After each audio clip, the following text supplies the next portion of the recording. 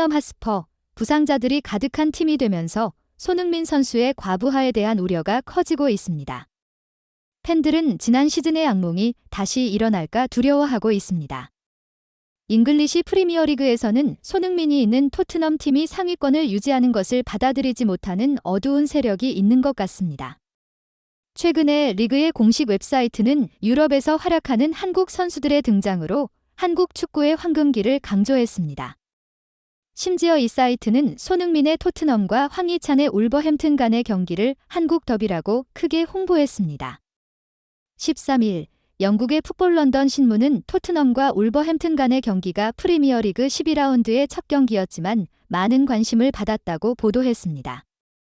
더 가디언 신문은 이 경기에서 토트넘이 피해자였다고 주장했습니다. 첼시와의 경기 후 토트넘은 잘못된 판정으로 인해 불이익을 받았습니다. 울버햄튼의 크레이그 도슨이 손흥민에게 심한 파울을 저질렀지만 심판은 아무런 조치를 취하지 않았습니다. 외신들은 잉글랜드 출신인 도슨이 심판에 의해 처벌받지 않은 것에 대해 인종차별이라고 비판했습니다. 이것은 리그의 품질을 저하시킬 것이라는 의견이 제기되었습니다. 유럽의 여러 감독들도 이번 시즌 심판들의 잘못된 판정에 대해 비판의 목소리를 높였습니다. 특히 리버풀의 감독 위르겐 클롭은 현대 축구의 문제점을 지적하며 특히 아시아인, 그 중에서도 손흥민이 피해자라고 언급하며 영국에서 큰 반향을 일으켰습니다. 이 사건에 대해 자세히 알아보겠습니다. 토트넘과 첼시 간의 최근 경기에서 토트넘은 이번 시즌 첫 패배를 맛보았고 이는 팀에게 불운한 일이었습니다. 첼시와의 경기는 토트넘에게 연속적인 부당한 상황이 발생하며 홈팬들이 계속해서 불만을 표출하게 만들었습니다. 충격적인 뉴스가 나왔는데 이 경기의 주심인 마이클 올리버가 첼시 경영진으로부터 뇌물을 받았다는 증거가 나타나 온라인 커뮤니티와 영국 전체에 충격을 주었습니다. 이 경기는 11라운드에서 가장 높은 시청률을 기록하며 주목을 받았습니다. 영국 타임즈의 축구 전문가 폴 조이스는 마이클 올리버가 토트넘의 주장인 손흥민에게 많은 잘못된 판정을 내렸다고 비판했습니다.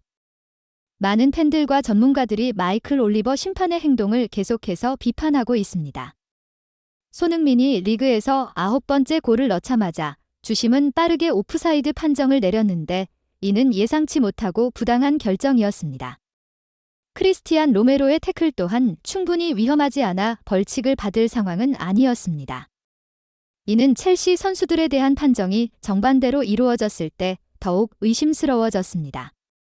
메디슨과 미키 반더벤 선수가 부상을 입었고 가장 좋은 선방을 보여준 골키퍼 비카리오도 첼시 수비에 의해 위험한 상황에 처했지만 심판은 아무런 조치를 취하지 않았습니다. 이러한 의도적으로 보이는 결정들에 대해 다시 한번 심사숙고할 필요가 있습니다. 하지만 이러한 문제는 끝나지 않고 울버햄튼과의 경기에서도 계속되었습니다. 토트넘에 대한 날카로운 보도로 유명한 영국의 기자 폴 오키에프는 프리미어리그 상위권 진입을 막기 위한 어두운 세력이 있는 것 같다고 주장했습니다. 이 경기에서도 토트넘은 편파적인 판정을 받아야 했습니다. 특히 토트넘의 주장이자 핵심 스타인 손흥민은 지난 시즌 경기장 밖의 희생자였다면 이번 시즌은 그라운드 위의 희생자가 되었습니다. 울버햄튼의 수비수 크레이그 존스는 손흥민을 겨냥해 강하게 공격했으며 심지어 그의 목을 밀치고 얼굴을 때렸습니다. 이는 손흥민이 골절로 인해 마스크를 착용했던 부위였습니다. 이 명백한 태클을 모두가 봤지만 심판은 이를 처리하지 않고 경기를 계속 진행시켰습니다. 크레이그 도스는 또 다른 태클을 했는데 이번에는 발로 손흥민의 중요 부위를 밟고 팔꿈치로 얼굴을 치는 등의 행동을 했습니다. 분명한 의도적인 행동에도 불구하고 심판은 단지 황색 카드로만 처벌했습니다. 이러한 상황은 토트넘 팬들뿐만 아니라 다른 팀의 팬들까지 분노하게 만들었습니다. 비록 대중의 거센 비판을 받고 있음에도 불구하고 프리미어리그는 별다른 반응을 보이지 않고 있습니다. 유럽의 많은 감독들이 이번 시즌 잘못된 판정이 증가하고 있다고 목소리를 높이고 있습니다. 특히 리버풀의 감독 위르겐 클롭은 손흥민의 두 번째 아버지로 불리며 현지 언론을 통해 공개적으로 비판하며 영국에서 큰 반향을 일으켰습니다. 클롭은 스카이 스포츠 채널에 출연하여 심판의 편파적인 판정이 점점 심각해지고 있다고 지적했습니다. 리버풀뿐만 아니라 다양한 클럽의 관중석에서 50분이라는 구호가 울려 퍼지며 팬들은 존경받아 마땅한 심판들에게 분노와 야유를 보내고 있습니다. 프리미어리그 12라운드에서도 비슷한 상황이 벌어졌습니다.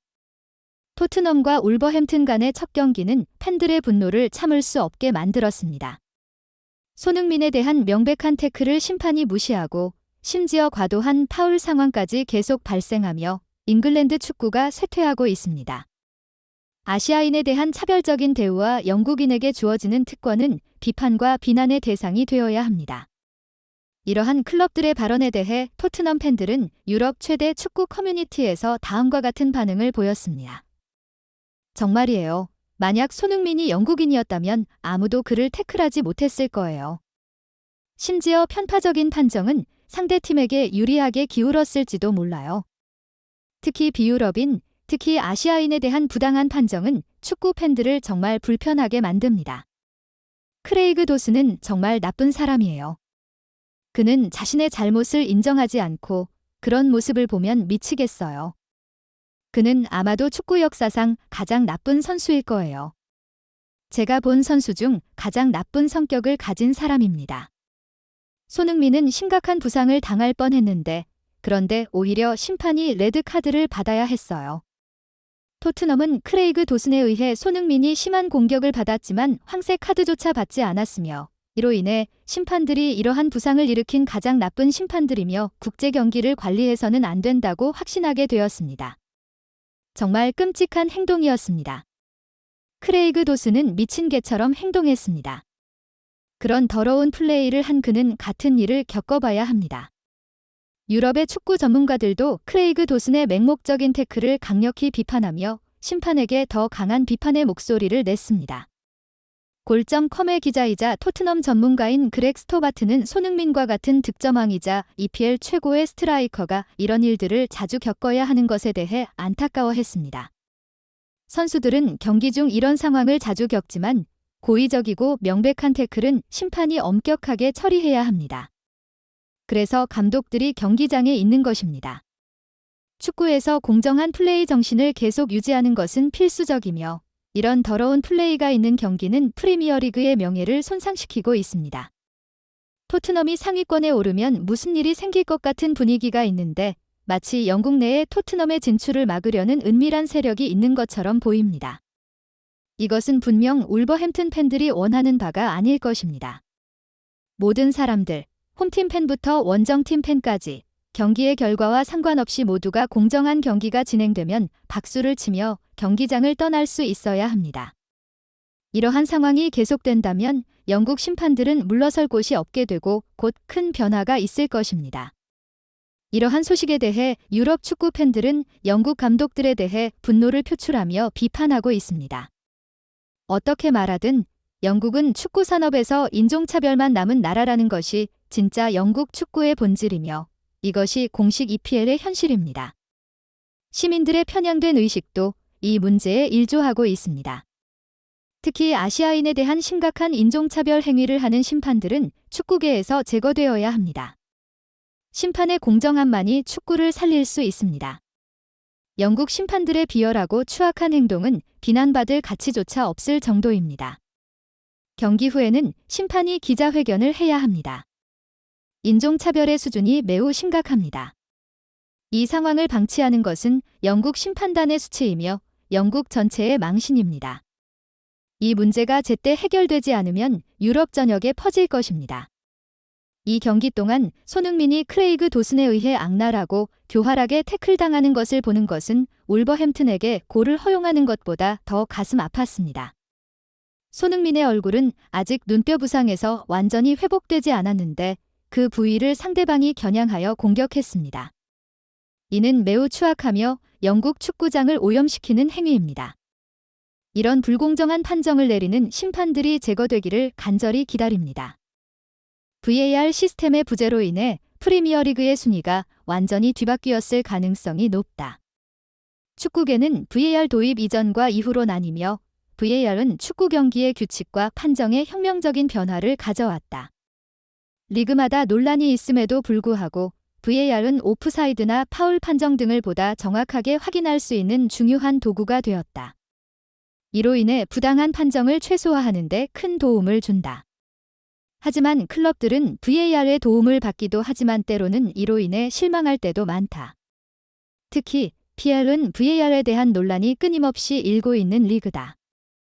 파울이나 득점 상황에서 VAR 검토가 필요함에도 불구하고 주심이 VAR을 확인하지 않는 경우가 자주 발생한다. 주심의 결정은 경기의 결과뿐만 아니라 리그의 순위에도 큰 영향을 미친다. 최근에는 아스널의 미켈 아르테타 감독이 뉴캐슬 유나이티드와의 경기에서 주심의 결정에 대해 불만을 표출하기도 했다. 영국 더 선은 VAR 없이 이번 시즌 PL의 12경기 결과를 재분석했다. 그 결과 현재의 순위와는 다소 차이가 있었다. 현재 PL 순위는 맨체스터 시티, 리버풀, 아스널, 토트넘 하스퍼가 상위권을 형성하고 있으며 아스톤 빌라, 맨체스터 유나이티드, 뉴캐슬, 브라이튼, 스트햄 유나이티드, 첼시가 그 뒤를 잇고 있다. 가장 큰 변화는 1위에서 발생했다. 현재 4위인 토트넘이 VAR 없이 경기를 치렀다면 1위를 차지했을 것으로 분석되었다. 12경기 무패 행진은 더욱 주목할 만한 사실이다. 더 선은 토트넘은 리버풀전에서 루이스 디아스의 득점이 잘못되었고 아스널전에서도 승리할 수 있었다고 언급하며 VAR 없었다면 현재 PL 1위는 맨시티가 아닌 토트넘이었을 것이라고 주장했다. 토트넘이 1위로 올라가게 되면 자연스럽게 맨시티, 아스널, 그리고 리버풀의 순위가 하락했다. 현재 리버풀과 아스널의 승점이 동일하지만 더 선이 공개한 가상 순위에서는 맨시티와 아스널이 승점 동률로 2위와 3위를 차지하고 있는 것이 눈에 띈다. 5위부터 10위까지의 순위 변경은 발생하지 않았다. 또한 더 선은 VAR의 가장 큰 수혜자는 노팅엄 포레스트였다고 밝혔다. 아스널과 첼시는 VAR로 인해 3번의 수혜를 받았지만 반면에 그들은 VAR로 인해 3번의 피해를 입었다. 결국 VAR의 도입이 어떻게 경기 결과와 리그 순위에 영향을 미치는지를 명확하게 보여주는 사실이다.